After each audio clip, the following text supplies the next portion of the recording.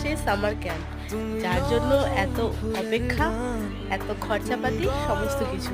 আর এই যে মেয়েও কিন্তু রেডি হয়ে গেছে, আগেই তোমাদেরকে দেখিয়ে দিলাম।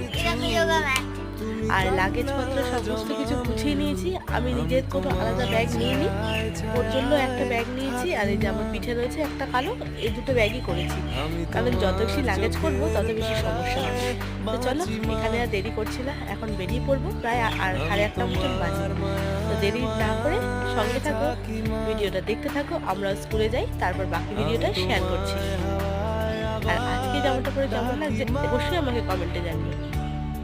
আজকে এত সুন্দর একটা অনুষ্ঠানে যেহেতু পার্টিসিপেট করব, সবকিছু কিন্তু আমাদের সঙ্গ দিচ্ছে।